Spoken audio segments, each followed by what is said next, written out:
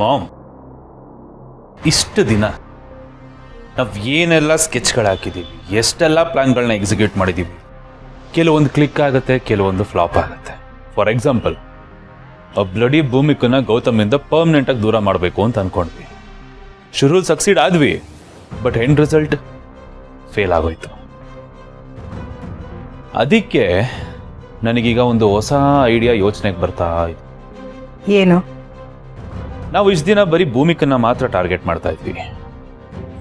But for A change, ಯಾಕೆ ನಾವು ಗೌತಮ್ನ target ಮಾಡಬಾರ್ದು? ಆ ಕಡೆಯಿಂದ ಯಾಕೆ ಬಾಲ್ ಬೀಸಬಾರ್ದು? ಆಗ ನಮ್ಮ ಐಡಿಯಾ ಸಕ್ಸಸ್ ಆಗ್ಬೋದಲ್ವಾ? ಏನಂತೀಯ? ಪ್ಲ್ಯಾನ್ ಸರಿ ಇದೆ, ಆದರೆ ಅದಷ್ಟು ಸಿಂಪಲ್ ಅಲ್ಲ.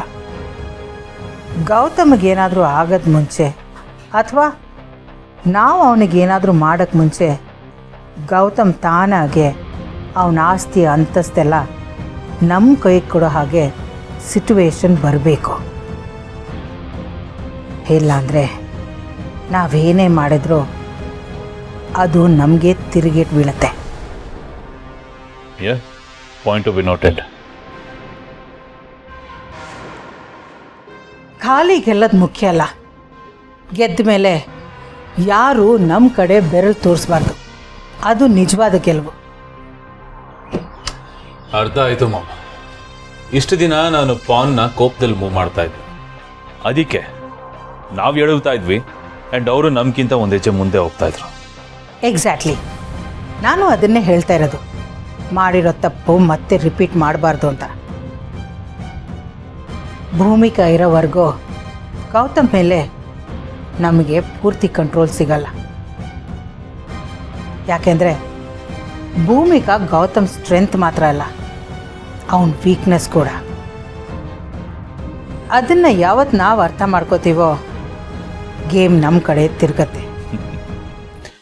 So you mean to say first ನಂಬಿಕೆ, ನಂತರ ಅವಕಾಶ, ಕೊನೆಗೆ ನಮ್ಮದೇ ಆಟ ಅಲ್ವಾ ಮಾಮ್?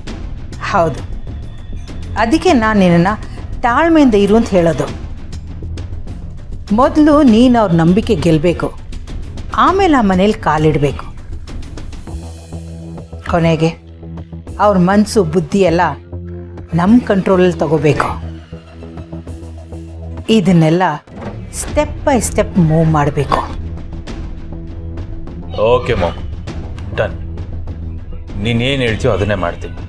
ಯಾವುದೇ ರೀತಿ ಅರ್ಜೆನ್ಸಿನೂ ಮಾಡಲ್ಲ ಆ್ಯಂಡ್ ನನ್ನ ಕಡೆಯಿಂದ ಯಾವ ಮಿಸ್ಟೇಕು ಆಗಲ್ಲ. Moral of the story is ಸಮಾಧಾನವೇ ಪ್ರಧಾನ. ಆ ಥರ ಸೈಲೆಂಟಾಗಿ ಇದ್ಬಿಡ್ತೀನಿ. ಒಟ್ಟಿನಲ್ಲಿ ನೀನು ಹೇಗೆ ಹೇಳ್ತೀಯೋ ಹಾಗೆ. ಗುಡ್. ನೀನು ಆ ರೀತಿ ಇರಲೇಬೇಕು. ಯಾಕೆಂದರೆ ಈ ಸಲ ನಮ್ಮ ಆಯುಧ ನಿನ್ನ ಕೋಪ ಅಲ್ಲ, ನಿನ್ನ ತಾಳ್ಮೆ. ಆದರೆ ಒಂದು ಮಾತು ತಿಳ್ಕೊ, ನೀನೀಗ ಯಾರ ಮುಂದೇನೂ ಹಳೆ ಜಯದೇವ್ ಥರ ಕಾಣಿಸ್ಕೋಬಾರ್ದು. ನಿನ್ನ ಮಾತಲ್ಲಿ, ನಿನ್ನ ನಡವಳಿಕೆಯಲ್ಲಿ, ನಿನ್ನ ಬಾಡಿ ಲ್ಯಾಂಗ್ವೇಜಲ್ಲಿ, ನಿನ್ನ ರಿಯಾಕ್ಷನಲ್ಲಿ ಎಲ್ಲರೂ ನೀನು ಬದಲಾಗಿದೆಯಾ ಅಂತ ನಂಬಬೇಕು. ಜನ ನಂಬೋದು ಮಾತನ್ನಲ್ಲ ಜೈ, ನಡವಳಿಕೆನ. ನೀನಿಷ್ಟು ಹೇಳೋದಿಲ್ಲ ಮಾಮ, ಅಷ್ಟು ಸಾಕು. ನೋಡ್ತಾ ಇರು, ಇನ್ನು ಮುಂದಕ್ಕೆ ಈ ಜೆ ಡಿ ವಿಲ್ಲನ್ ಅಲ್ಲ.